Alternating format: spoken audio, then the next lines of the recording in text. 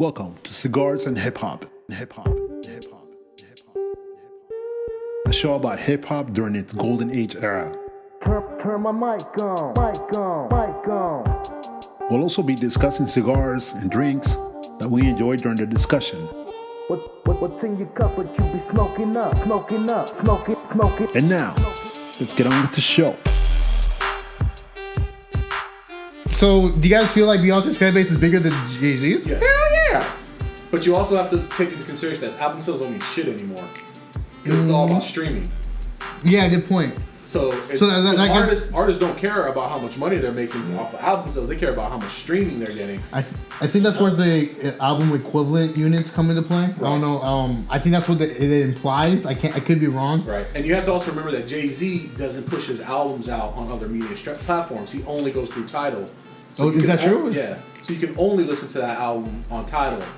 I know that. Listen to a Spotify, iTunes, on Pandora. You can't listen to it on. Is Tidal a streaming platform? That's or a streaming platform. Because he owns that streaming platform. No, but can you download the music, or can you only stream it? You gotta have that membership with. You pay the membership, and you get the albums. You don't download it. Isn't that where the little rift between Jay-Z and Kanye started? Right. Because Kanye felt he wasn't getting the right. He wanted some astronomical number for his title stuff and some video, some shit. Yeah. So it's tricky to look at the numbers in that perspective. Yeah. Because it's like the way that it's platformed. Only Jay-Z and only Beyonce fans are going to go to Tidal, pay for a membership to listen to that album. That's true. No, that's true. You're right. So it's hard and that album must have been. I mean, I feel like it was a commercial album. It was a good album. I listened to it. It was a solid. It was it is what it is. It's a Jay-Z and Beyonce album. No, I know, but when I say commercial, it had Migos, it had different people come in. It was. I don't think it was commercial as because they didn't really promote it. It was just more of a project that I think they put out to work through their marriage, because that's essentially what the album is the album is their therapy. That's album. Hilarious. That you mentioned like that. That's exactly what they said when they were interviewing about the album. It's literally a therapy album that they put together to get through their marriage issues. They would go to therapy, then they'd go to the studio, and then they would talk about in the studio that would be their therapy to get through their problems. And stuff like that. I mean, I ain't trying to be callous or nothing, man, but what kind of problems can you have? Well, I think it was more of the cheating problems. That's what I'm saying. If you married to Beyonce, last thing on my mind is cheating. All that tail, shit. I mean, the girl's beautiful. What goes through someone's mind? That's like somebody who's sitting at a feast, throws it all away because they're not hungry. Yeah, man. And then you go to McDonald's afterwards. Damn. You always revert to food. Yeah. When comparing things, and you ever go somewhere and eat, and then you look at somebody else's plate, and you're like, "Damn, I should have ordered that." Wow, that's exactly what that is. That's exactly what that is. Yeah, but when you look at that other plate though, when you got a filet mignon on your plate, and that motherfucker over there got a pork chop. True, you may be in the mood for pork at that time, but still, you got a fucking $80 steak sitting there that's just probably, as soon as you take a taste, it's gonna be like, oh my God, I ain't never tasted nothing like this in the world. And that's Beyonce to me. Right. I'm not a Beyonce fan. I don't listen to the music. I mean, I didn't watch some of the videos because I like the way, their asses be shaking and shit. But I just still can't understand. Maybe it's just me. Because I know being a married man and shit, last thing on my mind is hurting my wife.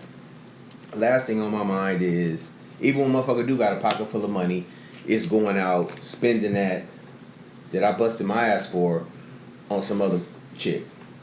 You appreciate it more if you're able to reap everything that you've done with your loved one. Yeah. And I just can't see, how having that problem. You married to this woman. Now, I don't live with them. I don't know. Maybe she got a mouth on her. Maybe she, they argue a lot. I don't know. But it still is hard to the point of Kobe Bryant. Y'all see who he fucked? In Colorado, or I guess you said it was a rape. Allegedly, right? Yeah, alleged. Allegedly. This was years ago. I'm like, what? But I thought what, in have a you? hotel? Yeah, in a hotel. She was like a hotel reception. But you ever seen Kobe's wife? No, I actually haven't. Oh, beautiful, beautiful woman. I'm gonna look her up right now. But these guys get this bread and they start thinking like, they start thinking with their dick. Me, I'm thinking she was with me when I was broke. Now she with me when I got money. Keep her. Keep her. She was good. She was loyal. She Ride was or this, die, she was man. that. Ride or die. Now why the fuck am I gonna go and fuck over on some? I don't believe in therapy. Yeah, Because if you do shit right the first time, me, Mr. been divorced twice already. If I had did shit right the first time, I probably still. Well, no, I ain't want to say that because that bitch was crazy. The second one was crazy too. But I'm gonna make sure I do shit right with this with my wife that I'm with now because she deserves it. A man should not ask a woman to put a ring on her finger if he ain't ready to put a fucking ring on his dick. I don't disagree. I don't give a fuck if you. I don't give a fuck if you got Bill Gates money. When the ring go on the finger, your ring needs to go on the dick too. Yeah. Stop fucking with these little, because all they want is some bread, or all they want to be is seen on somebody's shoulder that got some money, that's gonna boost their notoriety. Mm-hmm. Fuck that. I like being a no name with a pretty girl on my arm, Yeah. enjoying her. Yeah. And you These do have motherfuckers some, get big headed. and you do have some good stories out there, like Q. He's been his wife. He forever. Yeah, Forever. Yeah. Then I think El Cool J, same thing. Cool J with his He's wife been forever. on his side. Gucci man. Huh? Gucci man. Hey, He just got married though recently, didn't he? yeah. I don't know how recent, Hold on. I think but last year. It was last but year. but he's been with that girl for. She was with him when he was in jail. Yeah, that's what I'm saying. They have been the poster people for relationship goals. Yeah. Hashtag. Yeah, hashtag relationship goals. But it's true though. Yeah. Look at Ron. Ron and his wife been together for a long time. I mean, it's possible for it to happen, but some of these dudes just get it in their head. Them dollar signs and some little chick end up saying some little sweet something that they want to hear, boost their egos, and they forget. Just remember who was on your side in the beginning, or who was with you when you didn't have everything, and stay with that. Telling you, man, these motherfuckers, shit is upsetting, to tell you the truth. Shit is fucking upsetting because they just lose it. They fucking lose it. And they live, of course, they live in the eye of everyone. Shit, motherfuckers think they Hugh Hefner and shit. Yeah. Oh well. I was gonna ask you guys, did you guys get a chance to listen or read Jay Prince's memoir? Oh, the respect book.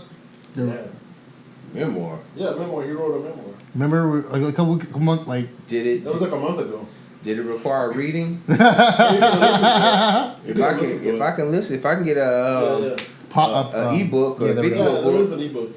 No, I did hear the whole thing. Because we've had a lot of talk about the guy. He's a smart kid. He is, man, and I actually have a whole new respect for the guy because there's a lot of shit that he brings to life that not a lot of people knew, like, because he lives in, Houston, Texas, right? Mhm. So the guy, humble beginnings, like we all know, but he's a perfect example of when, people see, a minority who has a lot of money, and then they want to pinch it on him, or, he's an easy target. So in the story in the book, if you listen to it, he talks about a rogue DEA guy, basically follows him to an empty road, dark road, and wants to pin him for shit. And then they just want to just fuck him up. They either want to kill him, or they want to house him for something. So he ends up writing a letter to his this Congress woman. What the fuck's her name? Shit, I don't have her name right now. Anyways, she ends up writing to the Congresswoman, and basically she has to come out and speak for him and say, you guys got nothing on this guy. He's clean. So I mean, he was being framed. It's crazy.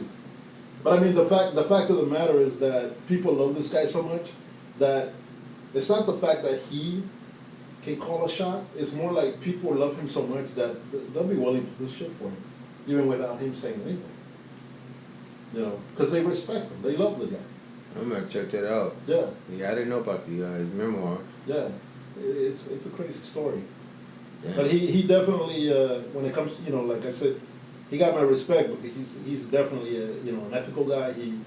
He's truly about, you know, he had a vision. He had a big ass vision about, I don't want to be here, I want to be there. You know, I want to own land. You know, I want to go from this to that. I mean, he had big plans, and he's been able to realize those plans. Well, that's good. Yeah. That's commendable for somebody his age. You know, Exactly. doing instead of flossing, having to have a big car and a big house, and just he may have that, but at least that's not what he got in his forefront. He's trying to do some positive shit, which is very commendable. Exactly. Yeah, I mean, he even talks about, he says that, most people will eat whatever the fuck is on the table, they'll eat all day. He eats one meal a day. No shit. Yeah, and then he says, maybe I'll have some nuts here and there, but he says, I'm not over exceeding just because I have money. I'm just living life. I'm satisfied. Well, if that's his thinking, he'll have his money for a while then. Yeah. Because it's just amazing how these cats go through their bread so fast. I can't, off the top of my head, I can't really think of too many artists that had just squandered their bread. But I don't know. It just seems like it should be a rule in the game that if you make a certain amount of money or you're on a certain rise to that, because everything plateaus, but on your way up, have somebody there to help you with your finances. Have somebody there to help you with your business decisions. Everybody gets it. You watch it, like I think it was a Muhammad Ali movie I was watching, where he was on his way up. He didn't consult with certain financial advisors and whatsoever. He bought into some Champ Burger or some type of hamburger joint.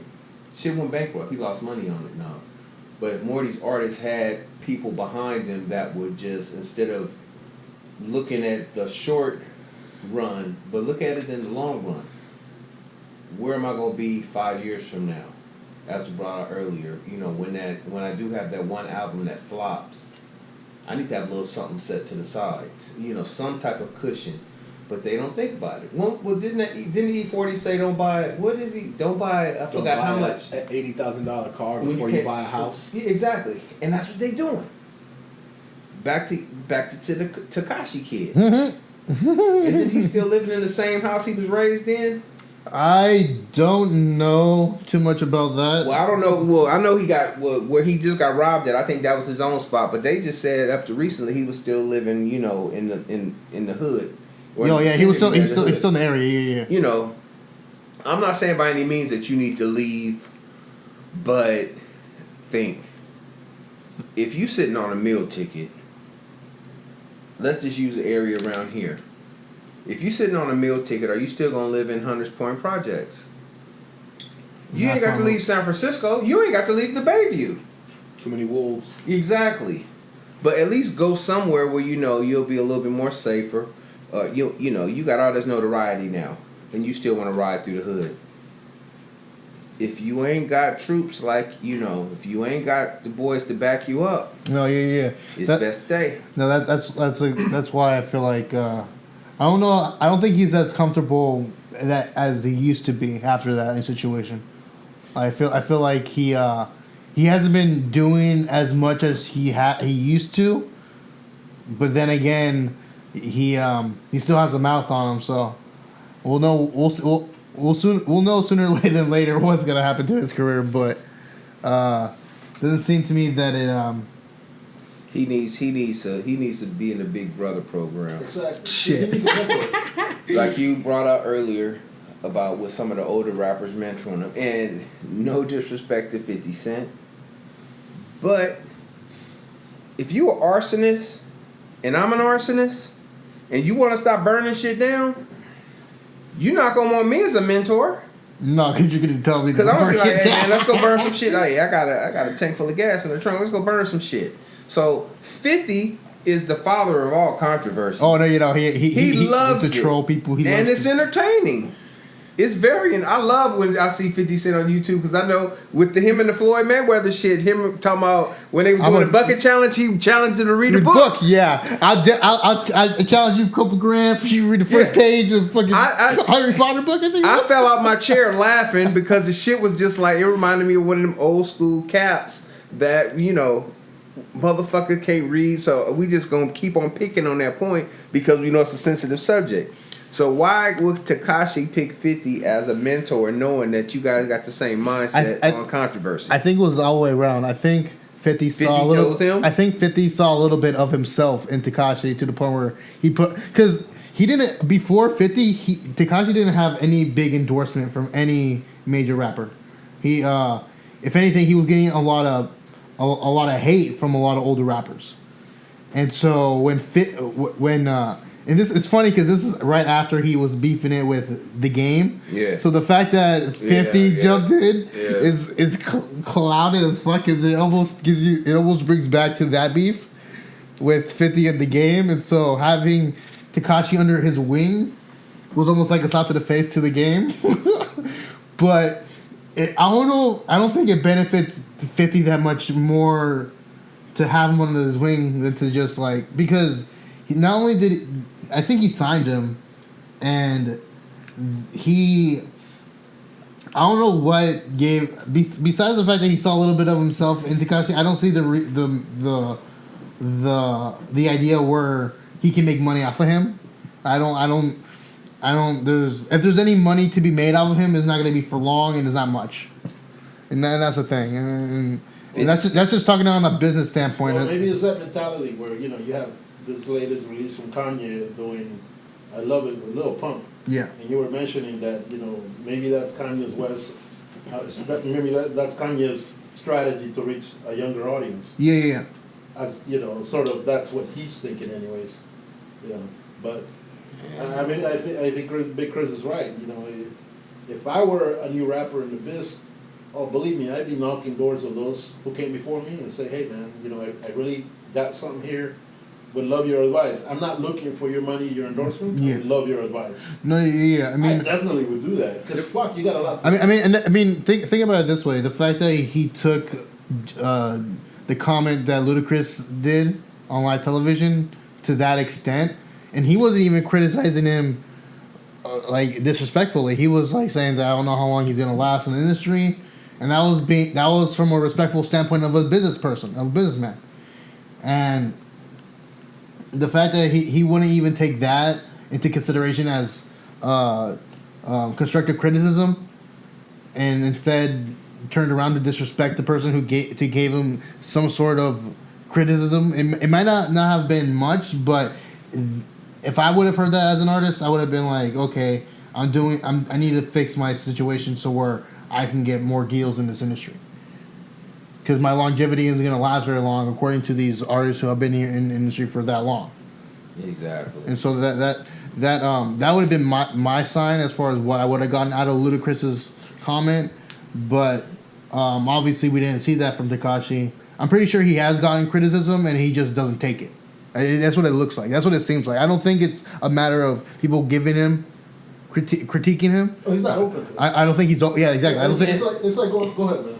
He can't be open to it when he has an entourage around him that's feeding his ego.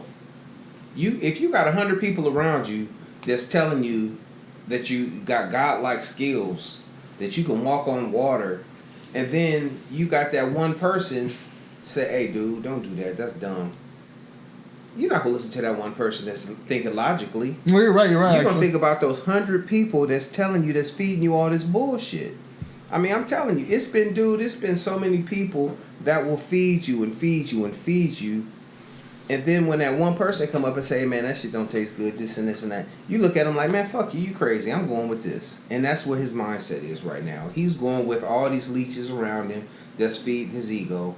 Now when he does have somebody that, honestly, I wouldn't be offended by what Ludacris said. I would have took what Ludacris said as a building point. Yeah, that's what I was like. Yeah. I would have been like, fuck his opinion. But I would have been like, in the back of my mind, I wonder is there something to what he said? Yeah, there's some weight to that to what he said. Build off the negativity. Yeah. Prove him wrong. Go get that multi-million-dollar contract, go get that multi-platinum selling album. Go do it. Prove him wrong, and then be able to talk shit and be like, yeah, on your next interview, yeah, Ludacris said he wouldn't sign me this and that, but I bet you know if I just made this 50 mil. I mean, I would have gone a step further and be like, not only am I gonna prove him wrong, I'm gonna release an album and talk about it on my album. Like I would have gone that route instead of like he all he did was go on his social media and just disrespect Ludacris and basically make fun of him for basically it's funny because all his arguments was he was saying he was washed up when honestly I don't think Ludacris is washed up. I feel like he's been doing a lot in the industry. Even though still got verbally he still is a very talented artist, but also he's multifaceted because he is also a actor. No, exactly. He got movie. He's also on television. He's doing television stuff. So okay, you may not rap no more. You may not have the following that you did as a rapper, but now you got a following from that Fast and Furious shit. Yeah. You got a following from, I saw him on Law and Order. He had a few scenes on Law and Order, Special Criminal, whatever, Victim, whatever. He did excellent job. He was in Traffic. He was in some movies that were really, really memorable movies, had some memorable roles. Now, 50 years from now, people will still be watching them movies. Yeah. 50 years from now, motherfuckers still gonna be talking about Tekashi 6ix9ine. Most likely it's gonna be a joke because little old kids, they'll be old and they'll be laughing about. Remember that kid we used to listen to had the rainbow hair and the little rainbow grill and got robbed for his jewelry? Yeah. He went and bought some shit and said that he got his jewelry back. It's gonna be a joke. Ain't nobody gonna say that about Ludacris. It's not even just that. I feel like even Ludacris's achievements are timeless. Like when you look at I don't think none of his discography is classic material. Like I don't see anyone playing his music in the next 10 years or 5. It was cool for the moment, but that it doesn't. It's the equivalent. Excuse me, of hit wonders. You've been smoking weed again before the podcast. Yeah, huh? you didn't tell anybody. I told you I wasn't doing that shit no more. But changing gears, I wanted to ask Chris because he wasn't here the last time we met, and last time we met we were talking about Nasir, and I just wanted to hear the hip hop nerds view on that because I liked it, I did like it, but I wanted to hear your view on Nasir, based on what you said before that you still like what he's putting out. Yeah, the album itself, it was okay. It wasn't his greatest of works. It's actually, for me, not too memorable right now. Like I would have to go back and re-listen to the album. I listened to it pretty heavily when it came out I had it on repeat a couple times, and then I just didn't get back to it. I think there are there's some amazing lyrical content on that album that I think is going to get overlooked. But I don't think it doesn't have that mass appeal that his other albums had, which is why I would say that it's not necessarily, you don't necessarily need to have that number one chart topping song for it to be a classic album. But I feel like the album itself is too short with 7 songs. It kind of sucked. It's more like an EP. It's just, and it's because Kanye West produced it, so it wasn't necessarily something that was, he's on that 7 song right now. All the albums were 7 songs, right? What about the fact that I listened to the album too, and it kind of lost me when I think the bottom third of that album had almost R&B feel to it. Yeah, it was more of that that soul sound to it. So I don't know. It was an okay album, I would say. Okay. that's pretty much how I looked at it. It was an okay album. It was a interesting attempt to listen to a Kanye produced Nas album. That's what I'll say about it. I thought the Pusha T album was like 10 times more amazing. But obviously that followed like with a lot of controversy and stuff like that. So it was in people's ears a lot longer because people were, you know, Nas album kind of just came and then it went. Mm-hmm. It didn't really stick. So that's what kind of sucked about it. Because I always like listening to a Nas album. It felt to me like it was rushed. Yeah, it didn't have. It just didn't have that Nas feel. But then Yeah. again, just I'm comparing it to old Nas. You know, I still like the old gritty dope dealer Nas that just, you know, was telling stories Right. that everybody could really, you know, relate to. And just this last thing, I just couldn't. I wasn't vibing. It's funny. My wife got in the car one day and I was listening to it, and she was like, "Who is this?" I was like, "It's Nas." And she was like, "Oh, I don't." And I normally, when she tell me she don't like something to change it, I'm usually like, "Shit, fuck it, this is my car. You sit your ass there and listen to what we listening to." But I actually did, you know, just change it because it was irritating. I don't know if I was frustrated because I like the old shit, or if I just had, you know, it's something in the back of my mind saying that this is something that Kanye done fucked up. Now Nas is fucked. But, you know, I'm just kind of... Yeah, that I can see that being a debatable topic, actually. You know, so I just... It's not on my hit parade, I tell you that. Yeah. It's funny you say that because earlier in the conversation we were talking about how I mentioned that I feel like he needs to step back and like I feel like he tried too hard to put out all these albums. All of them were seven songs. All of them released one after the other, and I felt like because of that reason alone, you're right. I felt like it had affected all these artists, even though they didn't produce it. They did their job in terms of lyrically. They put out their heart on the table, but man, stop being nice. They all had sex with an AIDS victim, and they all got infected, and they all died. damn, way to go. Since we live in the land of extreme, I'ma be extreme. All your shit died using that producer. Yeah, and but it's unfortunate because you're right. It took everything we loved about Nas, and it almost gave us a reason to question whether or not, you know, it's even worthy. You know what I mean? Like no, I'm giving him a pass. Nas or I'm giving both of them a pass. I'm gonna be 100% mature on this and be fair. Okay. Because I was a Nas fan and still am, and I was a Kanye West fan and still am. Okay. So I'm gonna give him a pass. Nas this one because I actually did like Nostradamus. This to me will be Nas's first failure. For Kanye, this will be like his fourth or fifth failure. But I'm willing to give him another chance as well. He's like that retarded kid that and I gotta stop using these terminologies because somebody gonna get mad. But he's like that special needs child that sometimes make you proud and sometimes just gets you hella frustrated and shit, and you want to be like, you know, let's throw this little motherfucker in the closet and lock it.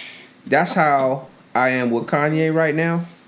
But I want to open up the closet door and give him one more chance. Nas, he off timeout. He can come out of his room and play again. Damn, are we gonna start looking at rappers like adolescent kids that need to be put on timeout? I mean, they act like it. No, I feel it though. I'm just thinking about like, damn.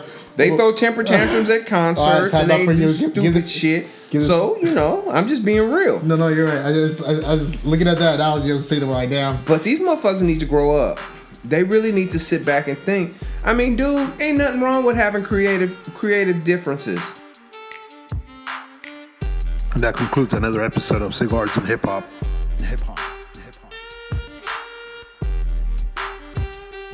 See you next time. Peace.